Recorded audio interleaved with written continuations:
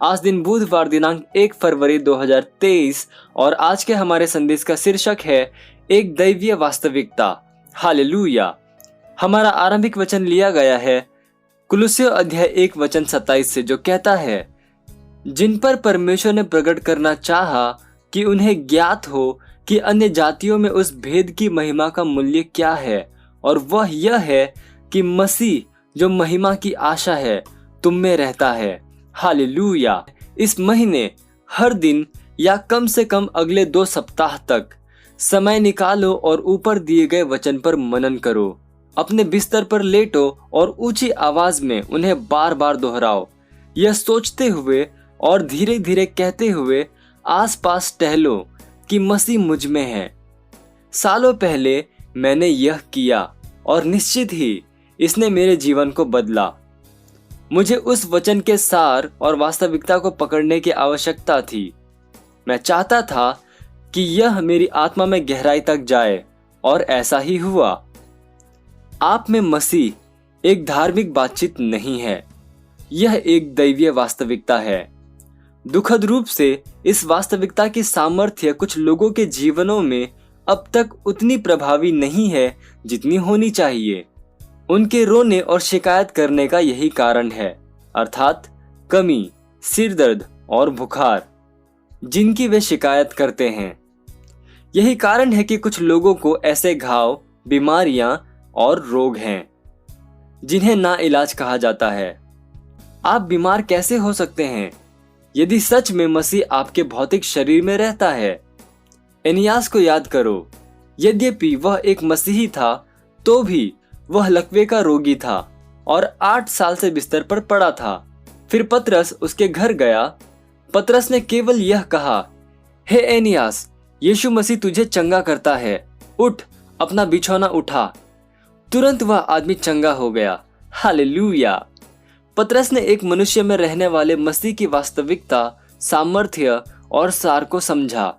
Romeo अध्याय 8 वचन 10 में पौलुस ने क्या कहा? उसने कहा, यदि उसी का आत्मा जिसने यीशु को मरे हुओं में से जिलाया तुम में बसा हुआ है, तो जिसने मसीह को मरे हुओं में से जिलाया वह तुम्हारी नश्वर देहों को भी अपने आत्मा के द्वारा जो तुम में बसा हुआ है जिलाएगा। हालेलुया।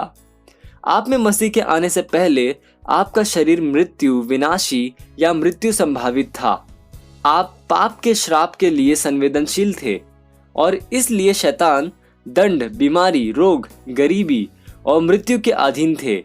लेकिन फिर बाइबल कहती है, यदि उसी का आत्मा जिसने यीशु को मरे हुओं में से जिलाया तुम में बसा हुआ है, तो जिसने मसीह को मरे हुओं में से जिलाया वह तुम्हारी नश्वर देहों को भी अपने आत्मा के द्वारा जो तुम में बसा हुआ है जिलाएगा। हालेलुया। आप पढ़ सकते हैं रोमियो अध्याय 8 वचन 11 में।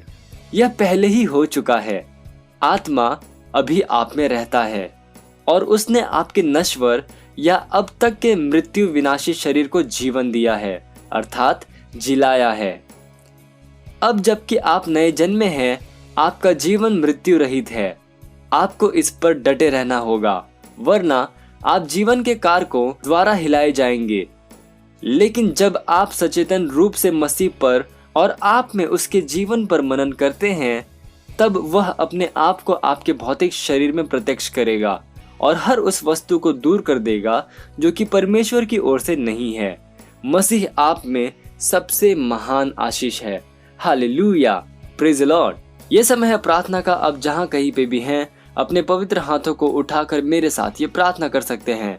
बोलिए, प्यारे पिता, मसीह चेतना के लिए आपका धन्यवाद, जो कि मेरे जीवन में एक असाधारण निर्भीकता को उत्साहित करती है और हर दिन अकथनीय और महिमा से भरे आनंद का जीवन जीने में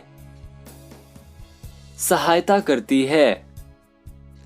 सभी परिस्थितियों के ऊपर राज्य और शासन करने के लिए मुझे अनुग्रह और योग्यता प्रदान की गई है। मैं सब कर सकता हूँ उस मसीह के द्वारा जो मुझे सामर्थ्य देता है। मसीह मुझ में दैवीय स्वास्थ्य, समृद्धि, सफलता, विजय और प्रबलता की मेरी आशा है। धन्य है परमेश्वर। Hallelujah, praise Lord. आप अतिरिक्त में पढ़ सकते हैं यशायाह अध्याय 60 वचन 1 से लेकर 2, दूसरा कुरिन्थियों अध्याय 3 वचन 9 से लेकर 11 और दूसरा पतरस अध्याय 1 वचन 17। हालेलुया। एक वर्षीय बाइबल अध्ययन योजना में आप पढ़ सकते हैं मत्ती अध्याय 22 वचन 15 से लेकर 46 और निर्गमन अध्याय 22 से लेकर 23। और 2 वर्षीय बाइबल अध्ययन योजना में आप पढ़ सकते हैं मत्ती अध्याय 11 वचन 21 से लेकर 30 और उत्पत्ति अध्याय 32। हालेलुया।